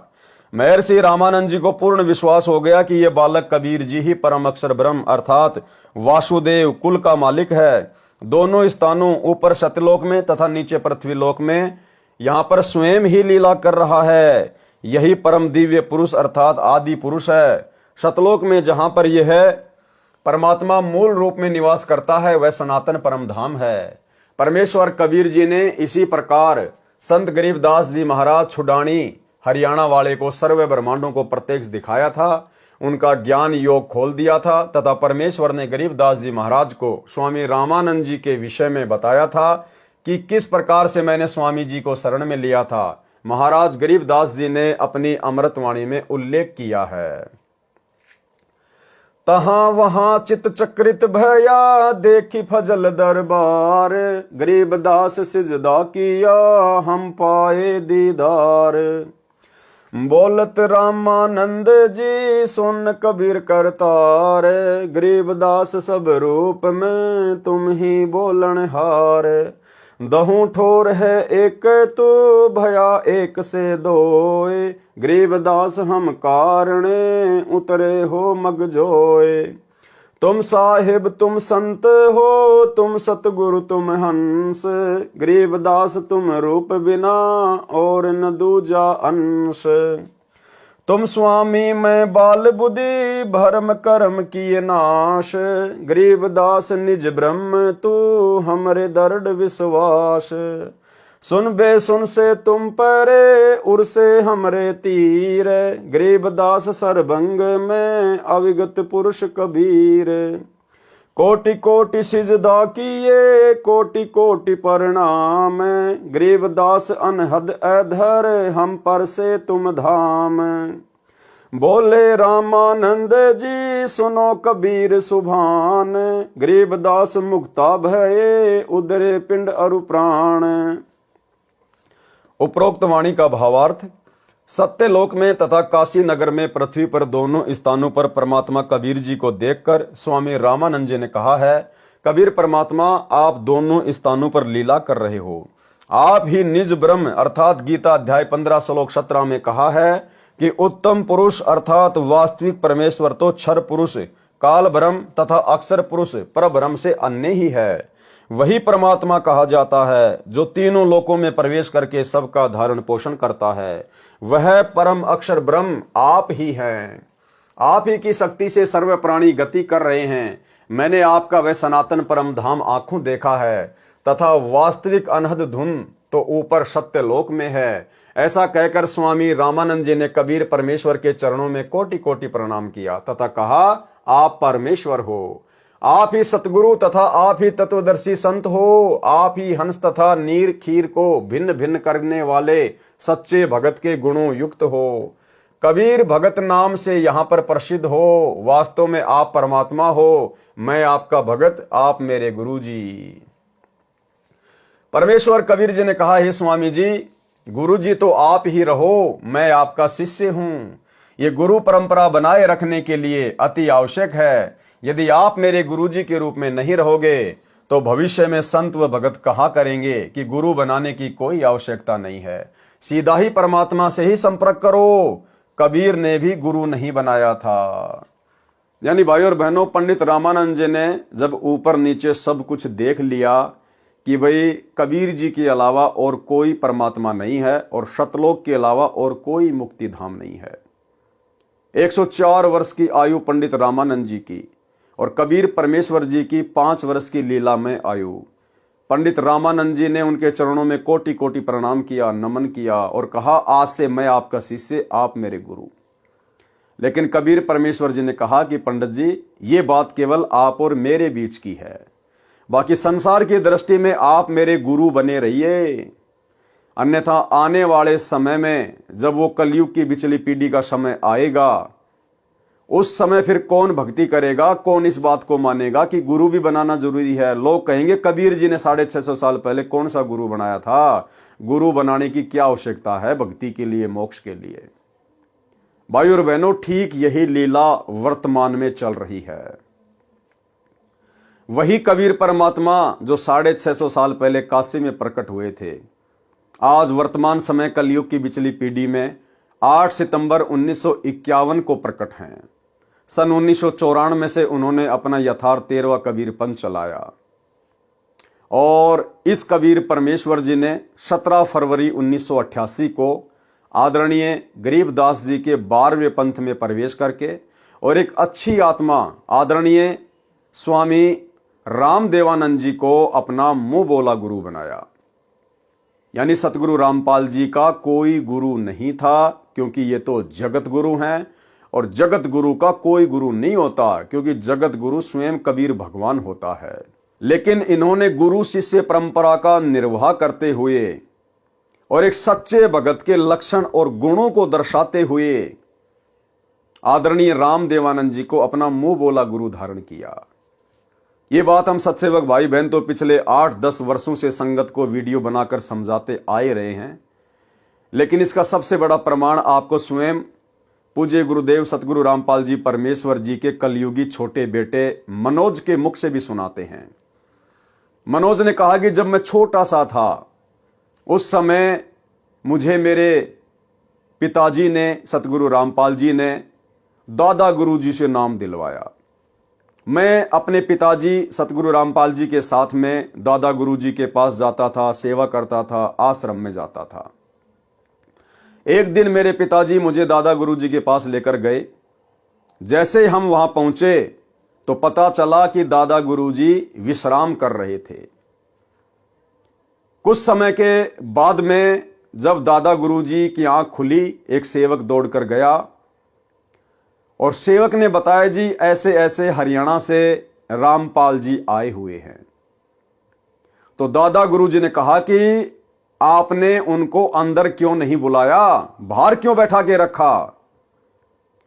तो सेवकों को बड़ा आश्चर्य हुआ कि एक हमारे जैसे भगत के विषय में इतना बोल रहे हैं कि उनको बाहर क्यों बैठाया, अंदर क्यों नहीं बुलाया, जबकि उन्होंने तो नाम भी हमारे से बाद में लिया, वो तो एक भगत है। तो सेवक ने कहा, जी आप विश्राम कर रहे थे, आप सो रहे थे। तो दादा गुरुदेव ने कहा कि मुझे जगाया क्यों नहीं, मुझे जगाना चाहिए था, और जाओ उनको अंदर लेके आओ। सेवक गया, सेवक ने सारी बात बताई और जब गुरुदेव भगवान अंदर गए अपने कलयुगी बेटे मनोज के साथ में, तो मनोज अपने इंटरव्यू में कह रहा है कि मैंने देखा कि दादा गुरुजी अपनी चारपाई से खड़े होने का प्रयास कर रहे थे गुरुजी को देखते ही, लेकिन गुरुजी ने एक अच्छे शिष्य की भूमिका निभाते हुए तुरंत उनके चरणों में दंडवत प्रणाम किया और उनके चरणों में ही बैठ गए। इतने में दादा गुरुजी ने कहा कि नहीं नहीं नहीं, आप नीचे मत बैठिए, आप ऊपर आइए, आप ऊपर आइए, आपकी जगह ये है, आपकी जगह ये है। और दादा गुरुजी उठकर नीचे बैठने का प्रयास कर रहे थे, लेकिन गुरुदेव भगवान ने देखा कि यहां तो बहुत सारे सेवक खड़े हैं, तो गुरुदेव ने एक अच्छे सुयोग्य शिष्य की भूमिका निभाते हुए अंत तक यही कहा, नहीं जी आप ही बैठे रहिए, मैं नीचे ठीक हूं। अंत में दादा गुरुदेव ने कहा कि आप कम से कम चारपाई पर तो बैठिए, लेकिन गुरुदेव भगवान ने एक अच्छे शिष्य की भूमिका निभाते हुए उनके चरणों में ही बैठना स्वीकार किया और एक टक दादा गुरुजी सतगुरु रामपाल जी के चेहरे की तरफ देखते रहे। उसके बाद में मनोज ने कहा कि ये सेम टू सेम वही घटना घटी जो घटना 650 साल पहले कबीर परमेश्वर और पंडित रामानंद जी के बीच में घटित हुई। यानी भाइयों और बहनों, ठीक है, सतगुरु रामपाल जी का कलयुगी परिवार, सतलोक आश्रमों से जुड़े हुए भाई बहन, कोऑर्डिनेटर, ये आज भी सतगुरु रामपाल जी को कबीर परमात्मा नहीं मानते हैं। आज भी ये इन्हें पूर्ण परमात्मा नहीं मानते हैं। अगर मानते तो फिर सतगुरु रामपाल जी के रहते सहते वो दाढ़ी मूछ वाली कबीर जी की समझे जाने वाली फोटो को परमात्मा मानकर ये जून के महीने में उसका कबीर प्रकट दिवस ना मनाते। लेकिन ये अपने गुरु को केवल मानुष मानते हैं, अपने जैसा एक व्यक्ति मानते हैं। और भगवान कबीर आज भी उस दाढ़ी मूछ वाली कबीर जी की मुर्दा फोटो को ही मानते हैं। तो आप जी मनोज के मुख से ये छोटा सा इंटरव्यू सुनिए जो आपके विश्वास को दृढ़ करेगा और आपको विश्वास अवश्य होगा कि हां, मेरे पूज्य गुरुदेव सतगुरु रामपाल जी परमेश्वर स्वयं कबीर परमात्मा है और ये सेम टू सेम वही लीला चल रही है जो लीला परमेश्वर जी ने 650 साल पहले की थी। सुनिए छोटा सा इंटरव्यू। सर, वो दौर चल ही रहा था, आपने इतनी सारी बातें बताई तो बहुत ही अनसुनी बातें हैं और बहुत ही रोचक बातें हैं। ऐसा कोई पल हो जब आपका स्कूल के समय का कोई ऐसी यादगार हो, संत रामपाल जी से जुड़ी हो, आपको याद हो, वो हमारे दर्शकों को बताना चाहेंगे। जब मैं छोटा था तो एक बार मैं स्कूल के लिए तैयार हो रहा था, स्कूल जाने के लिए तैयारी कर ली, ड्रेस वैस पहन ली। तो पिताजी ऊपर एक रूम है, हमारा मकान है, उसके ऊपर रूम है, उस रूम से नीचे आए। मैं बोले कहाँ की तैयारी है? मैं बोला पिताजी पापा जी स्कूल जा रहा हूँ मैं। तो पिताजी बोले अच्छा स्कूल की तैयारी है? माँ जी। मैं बोला चलो दादा गुरु जी के पास चलोगे? मैं बड़ा खुश हुआ, बस स्कूल से छुट्टी लगेंगे और दादा गुरु जी के पास जाएंगे। तो बड़ी खुशी हुई, माँ जी चलूंगा चलूंगा। उसके बाद पिताजी ने मम्मी जी को बोला कि इसको तैयार कर दो और 2 जोड़ी कपड़े डाल दो, हम स्वामी रामदेव महाराज के पास पंजाब में तलवंडी बाई जा रहे हैं। तो मम्मी जी ने तैयार कर दिया, मैं चल पड़ा पिताजी के साथ। तो हम तलवंडी बाई पहुंचे। उस समय आना जाना क्या साधन से करते थे? उस समय बस से गए थे, उस समय संत रामपाल जी और बस से आना जाना करते थे। अच्छा, संत रामपाल जी बस से गए हुए? जी हाँ, मैं और पिताजी संत रामपाल जी महाराज बस से तलवंडी बाई पहुंचे। तो वो टाइम था लगभग 12-1 बजे का था। 12-1 बजे हुए थे। तो हम तलवंडी बाई, जो स्वामी रामदेव जी महाराज के कई आश्रम है, तो वो तलवंडी बाई, मोगा, चुडानी, नजफगढ़, बहुत जगह आश्रम थे स्वामी रामदेव महाराज के। तो और लाखों की संख्या में स्वामी रामदेव महाराज के शिष्य भी थे। तो हम तलवंडी बाई पहुंचे आश्रम में। पहुंचने के बाद श्रद्धालु जो वहाँ सेवा कर रहे थे सबसे सत्साहिब हुई। तो वहाँ बैठे तो दादा गुरुदेव जी के बारे में पूछी, गुरुदेव जी कहाँ है? तो बताए जी वो विश्राम कर रहे हैं कमरे में अंदर। तो जब विश्राम कर रहे थे तो एक श्रद्धालु बोला जी दादा गुरुदेव जी को उठा देते हैं। तो गुरुजी ने मना कर दिया, नहीं, गुरुदेव जी को सोने दो, जब उठेंगे ना तब मिल लेंगे। ठीक है। तो हम गुरुदेव जी और दादा गुरुदेव जी का कमरा था, उससे बाहर बैठ गए। तो बाहर बैठ गए तो हम श्रद्धालु जो वहाँ सेवा कर रहे थे वो चाय ले आया। तो हमने वहां बैठकर चाय पी। तो चाय पी रहे थे, इतनी देर में अंदर से आवाज आई, खटखट की आवाज आई। तो जो सेवा कर रहा था वो, हाँ, जो श्रद्धालु हमारे साथ बातचीत कर रहा था बैठा था, वो एकदम उठ के अंदर भागा। वो माँ क्या हुआ? पिताजी बोले क्या हुआ? गुरुदेव जी उठ गए हैं। तो वो भागा अंदर। तो अंदर गया तो हम बाहर खड़े थे, गुरुदेव जी इंतजार कर रहे थे हम। तो अंदर से जैसे श्रद्धालु ने जाके बताई कि हरियाणा से रामपाल जी आए हैं और उनका लड़का साथ आया है।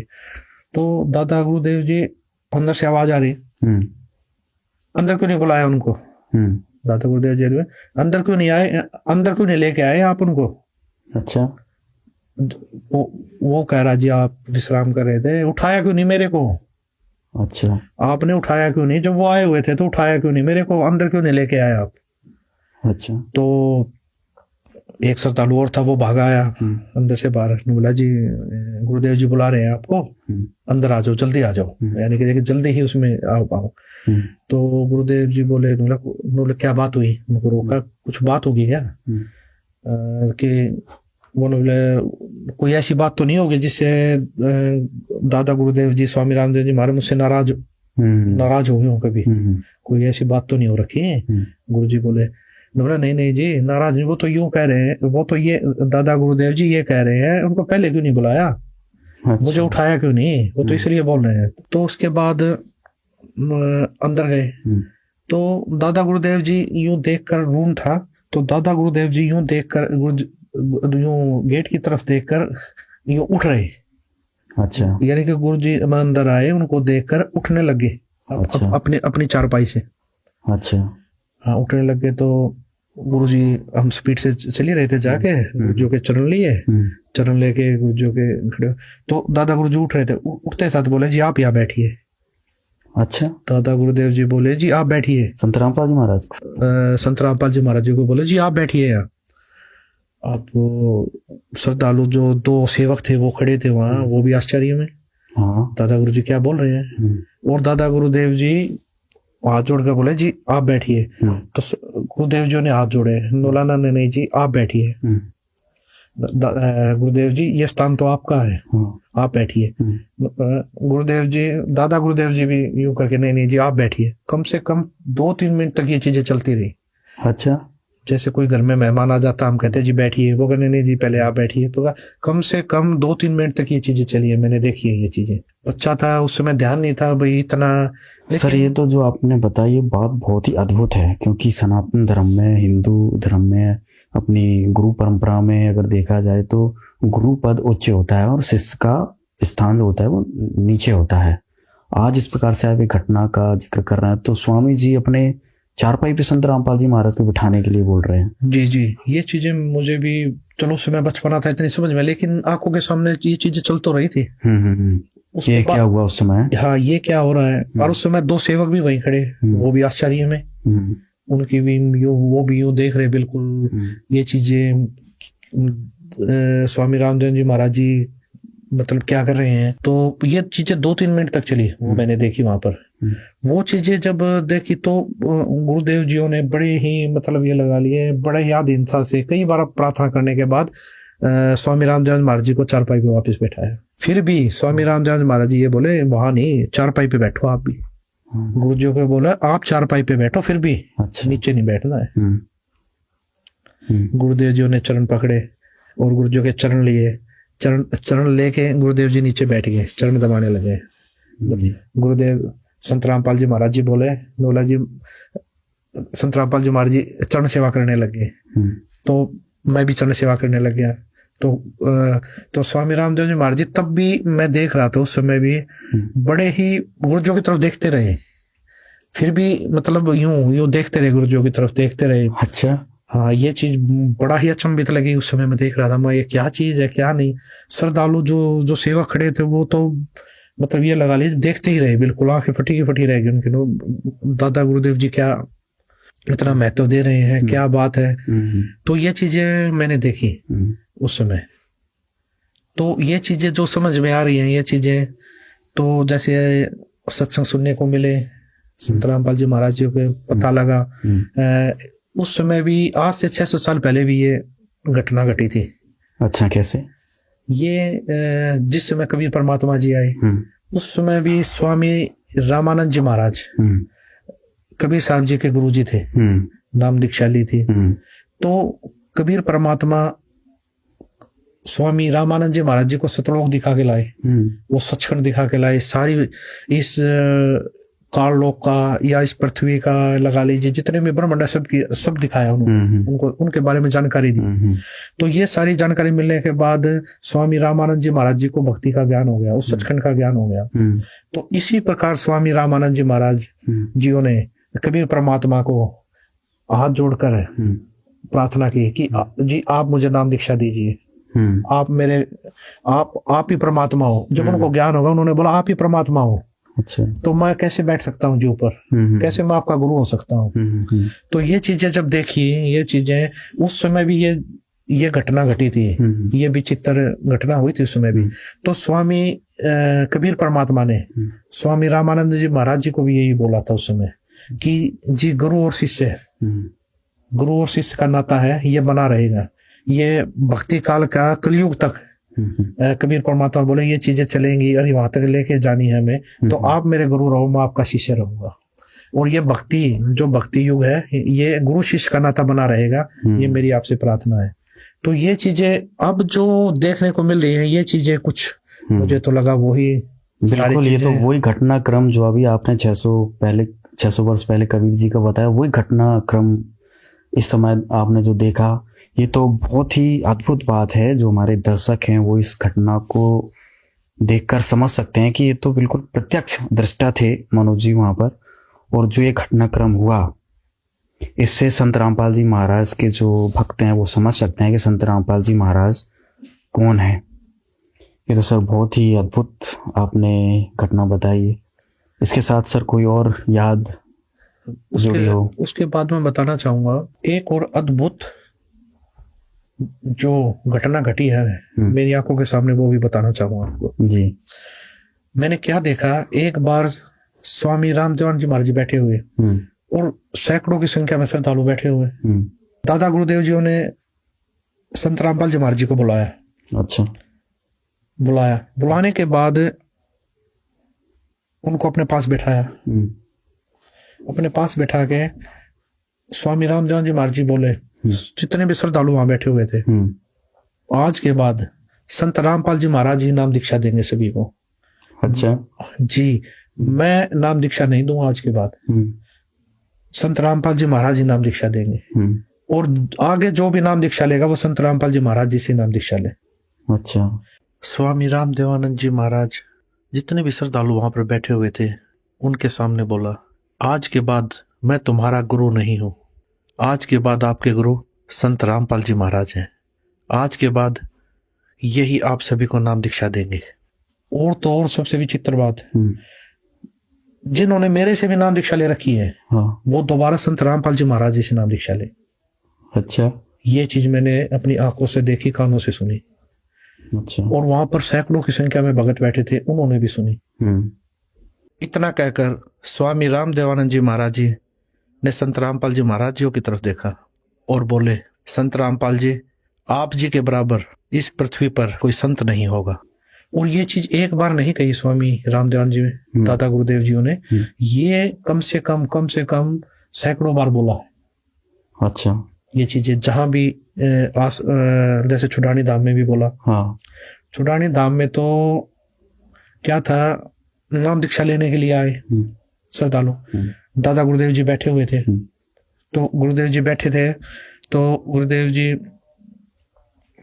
जी ने बोला, जो सेवक थे, संत रामपाल जी को बुला के लाओ। तो गुरुदेव जी साइड वाले रूम में थे उस समय, श्रद्धालुओं को समझा रहे थे, जो नए भगत थे उनको तत्व ज्ञान बता रहे थे। तो दादा गुरुदेव जी ने बुलाया संत रामपाल जी, और बुला लिया था कि सेवक गए, वो बोले जी दादा गुरुदेव जी बुला रहे हैं, गुरुदेव जी बुला रहे हैं। जब गुरु जी आए तो स्वामी जी ने हाथ जोड़ के बोला, आप इनको नाम दीक्षा दीजिए। जब गुरु जी आए तो स्वामी जी ने हाथ जोड़ के बोला, आप इनको नाम दीक्षा दीजिए। जब गुरु जी आए तो स्वामी जी ने हाथ जोड़ के बोला, आप इनको नाम दीक्षा दीजिए। जब गुरु जी आए तो स्वामी जी ने हाथ जोड़ के बोला, आप इनको नाम दीक्षा दीजिए। अच्छा जी, आप इनको नाम उपदेश दीजिए। तो ये चीज मैंने अपनी आंखों से देखी है, एक बार नहीं सैकड़ों बार ये दादा गुरुदेव जी ने बोला है। फिर मेरे जीवन में एक ऐसी घटना घटी, 1992 की बात है, कि मैं एक डीआईजी को लेकर के मधुबन गया हुआ था, पुलिस ट्रेनिंग सेंटर के अंदर। रात को वहां ठहरे, मैं सुबह सोकर उठा तो मैंने देखा, मैं चारपाई पर लेटा हुआ, मेरी आंखें खुल गई। तो लेटे लेटे मैं क्या देख रहा हूं कि मेरे पैरों की तरफ उस मकान यानी कमरे में 2 खिड़कियां थी। एक खिड़की में महाराज जी कम से कम 8-10 फीट ऊपर आसमान में बैठे हैं। वो सीन मुझे आज तक याद है। काले रंग के चश्मे लगा रखे थे, लाइनिंग वाला शर्ट, काली पैंट, और ऐसे बैठे हैं जैसे पद्मासन होता है, हाथ जोड़कर। तो संत रामपाल जी की तरफ 2 पैर दिखाई दे रहे हैं, घुटने से नीचे बिल्कुल लाल रंग के, जैसे सूर्य सुबह निकलता है। तो मैं देख कर डर गया। मैंने अपनी घड़ी देखी, उस द्वार पे एक घड़ी लगी हुई थी, उसको देखा भी 7 बज गए। दूसरी खिड़की से देखा तो शहतूत का पेड़ है, चिड़िया बैठी हैं। लेकिन मैं ये सीन क्या देख रहा हूं, कम से कम 5 मिनट मैंने सीन को देखा। तो मैं डर गया कि मैंने समझा कि भी कहीं गुरुजी मर गए हैं, उनकी आत्मा मुझे मिलने के लिए आ रही है। और उसमें फोन भी नहीं थे, मैं डीआईजी को बोल भी नहीं सकता था कि मेरा भाई मर गए हैं। तो मैं बहुत चिंतित हो गया। हम 1 बजे मधुबन से रोहतक के लिए चले, हम लोग 3 बजे वहां पहुंच गए। मैं गाड़ी खड़ी करके सीधा मकान पे गया, गुरुजी के मकान के ऊपर। तो जाके मैंने देखा गुरुजी ठीक ठाक मिले, मन में शांति हुई। तो गुरुजी ने पूछा भी कैसे आना हुआ आज दिन में, कैसे टाइम मिल गया। तो मैंने घटना के बारे में बताया। मैंने कहा जी मैंने तो ऐसे ऐसे एक घटना देखी सुबह सुबह, मैं डर गया कहीं आप मर ना गए हो। तो महाराज जी ने कहा कि मेरे स्वरूप में कबीर परमेश्वर आए थे और अब आपको भक्ति मिल जाएगी। तो मैंने कहा जी मैं तो ड्रिंक्स वगैरह कर लेता हूँ, वो छूटती नहीं, भक्ति कैसे करूँगा। तो गुरु जी ने कहा जा आज के बाद नहीं पिएगा। तो उनके एक शब्द से ऐसी दीवार खड़ी होगी कि आज 1992 की बात है, आज 2013 हो गया, यानी लगभग 21 वर्ष हो गए। वो आज तक मैंने शराब को छुआ तक नहीं है। एक दिन संत रामपाल जी करनाल के अंदर एक भगत के घर गए हुए थे। और सतगुरु जी ने 3.5 घंटे के लगभग सत्संग किया। जब चलने लगे तो एक औरत ने, जो काफी बुजुर्ग थी, कोई 65 साल के करीब उनकी उम्र रही होगी, उन्होंने कहा कि जी मैं आपसे कुछ बात करना चाहती हूं। तो गुरुजी ने कहा ठीक है पूछो। तो उसने कहा जी आपने जैसे सत्संग समाप्त किया तो आपके ऊपर से कमल के फूल पर बैठा हुआ सफेद परमात्मा निकल के गया है, मानव सदर्श, और मैं कमल की पंखड़ी को बहुत दूर तक देखते रही ऐसे। तो संत रामपाल जी ने कहा फिर आपकी क्या सलाह है नाम लेने की। तो उसने कहा मैंने तो गुरु बनाया हुआ राधा स्वामी व्यास से, और मैं तो मंदिरों में भी जाती हूँ, देवताओं की पूजा भी करती हूँ। तो महाराज जी ने कहा देखो उनके फूटे भाग, ये सच्चाई को देखकर भी नहीं मान रही हैं। तो फिर हम चल पड़े। उस समय गुरु जी के पास सुमो गाड़ी होती थी, हम दिल्ली साइड में जा रहे थे। मैंने महाराज जी से प्रश्न किया कि महाराज जी परमात्मा का भी अजीब खेल है, जो ढूंढ रहे हैं उनको दर्शन नहीं दे रहे, और जिनको दर्शन दे दिए, जो इनको प्रकट होके बता गए, वे इसको मान नहीं रहे कि परमात्मा की क्या लीला है। तो महाराज जी ने कहा ये बुद्धि से परे का विषय है और इसको आप नहीं समझ पाएंगे। फिर मैंने कहा जी बताओ, दया करो। संत रामपाल जी ने बताया कि ये औरत 600 वर्ष पहले जब कबीर परमेश्वर आए थे उनकी शिष्या थी। इन्होंने लगभग 5-6 महीने भक्ति की, फिर इन्होंने नाम छोड़ दिए। उसी प्रथम मंत्र के प्रभाव से इसको मानवश्री मिलते आ रहे हैं, भक्ति में रुचि है। अब ये समझ रही है कि जो मेरे को छोटा मोटा लाभ मिल रहा है ये देव देवता या मेरा पुराना गुरु दे रहा है, जो उन्होंने बनाया हुआ है, तो डर के मारे नहीं छोड़ना पा रही। तो मैंने फिर प्रश्न किया कि महाराज जी मैंने तो ये पूछा है कि इनको दर्शन क्यों दिए। तो गुरु जी ने कहा, संत रामपाल जी बोले कि परमात्मा किसी की उधार नहीं रखता। ये कल को मरेगी, नरक में जाएगी, वहां उसको बड़ा कष्ट होगा। जब आत्मा रोती है तो परमात्मा को आना पड़ता है, मन की नहीं सुनता परमात्मा। तो फिर ये आत्मा वहां सवाल करती है कि जी आपकी भक्ति का हमें ज्ञान नहीं था, हमने भक्ति तो बहुत की। तो वहां परमात्मा ये सीनरी दिखाएंगे, ये सारी फिल्म दिखाएंगे कि 3-3.5 घंटे मैंने सत्संग सुनाया, आप क्या भक्ति कर रहे हो, इसका क्या लाभ है, मेरी भक्ति क्या है, और जाते समय दर्शन दे दिए। तो परमात्मा ने अपने सिर से भार उतार दिया। पर ये आत्मा बोल नहीं पाएगी, चुप हो जाएगी। तो मेरा भगत समाज से यही बार बार निवेदन है कि ऐसा मौका बार बार नहीं आता। तो संत रामपाल जी की शरण में आकर के अपना आत्म कल्याण करवाएं। सत साहिब। धन्यवाद आपको। तो भाई और बहनों, आपको विश्वास हो जाना चाहिए कि धरती पर यदि एकमात्र कोई कबीर देव है तो सतगुरु रामपाल जी परमेश्वर हैं। और जिसको ये विश्वास हो जाएगा फिर वो नकली कबीर को नहीं पूजेगा। उस दाढ़ी मूंछ वाली कबीर जी की नकली फोटो को अपने घर पर, अपने दरबार में, अपने लॉकेट में नहीं रखेगा। और यदि इतना सब कुछ आंखों के सामने प्रमाण देखने के बावजूद भी उस नकली कबीर की फोटो को अपने लॉकेट में रखेगा, घर के दरबार में फोटो में रखेगा, घर की दीवारों पर रखेगा, जून के महीने में उसका कबीर प्रकट दिवस मनाएगा, उस नकली मुर्दा फोटो को दंडवत करेगा, तो भाई और बहनों वो आत्मा फिर मोक्ष प्राप्त करने के लक्षणों युक्त नहीं है। परमेश्वर कबीर जी ने कहा, हे स्वामी जी, गुरु जी तो आप ही रहो, मैं आपका शिष्य हूं। ये गुरु परंपरा बनाए रखने के लिए अति आवश्यक है। यदि आप मेरे गुरु जी रूप में नहीं रहोगे तो भविष्य में संत व भगत कहा करेंगे कि गुरु बनाने की कोई आवश्यकता नहीं है, सीधा ही परमात्मा से ही संपर्क करो। कबीर ने भी गुरु नहीं बनाया था।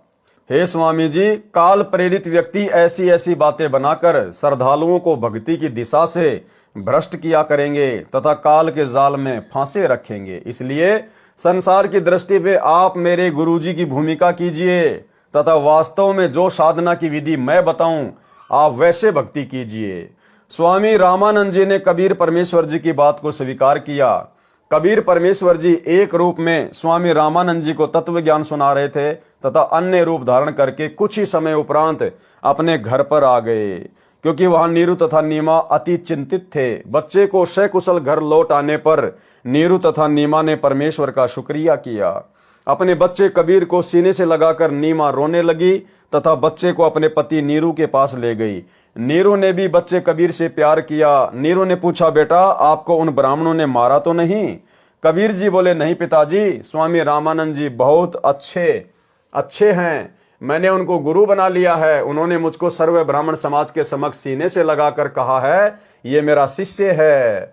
आज से मैं सर्व हिंदू समाज के सर्व जातियों के व्यक्तियों को शिष्य बनाया करूंगा। माता पिता नीरू तथा नीमा अति प्रसन्न हुए तथा घर के कार्य में व्यस्त हो गए। स्वामी रामानंद जी ने कहा, हे कबीर जी, हम सभी की बुद्धि पर पत्थर पड़े थे, आपने ही अज्ञान रूपी पत्थरों को हटाया है। बड़े पुण्य कर्मों से आपका दर्शन सुलभ हुआ। ये शब्द अगम निगम बोध के पृष्ठ 38 पर लिखा है।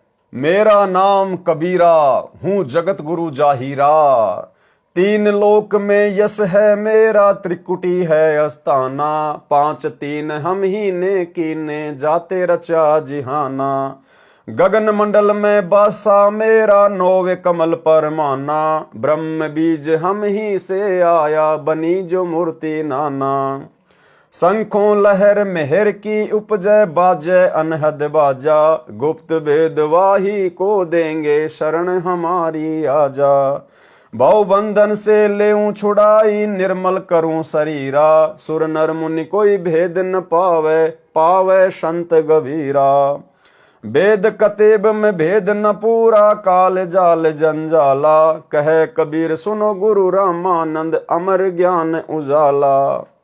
नेकी सेऊ सम्मन के बलिदान की कथा। तो भाई और बहनों, आज के वीडियो में केवल इतना ही, क्योंकि गुरुदेव के कर कमल से लिखित पवित्र ग्रंथ कबीर सागर के सरलार्थ के ऊपर जो वीडियो बनाए जा रहे हैं और वर्तमान में जो वीडियो बन रहे हैं, ये कुछ रोचक कथाओं के ऊपर हैं।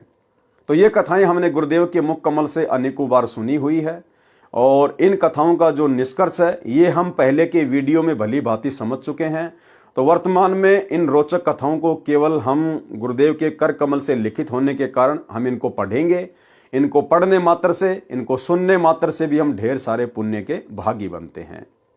तो भाई और बहनों, आज के वीडियो में केवल इतना ही। कल रात्रि 8 बजे फिर से दास के Facebook page Pawan Das is live के ऊपर लाइव जुड़िए एक नए वीडियो के साथ में।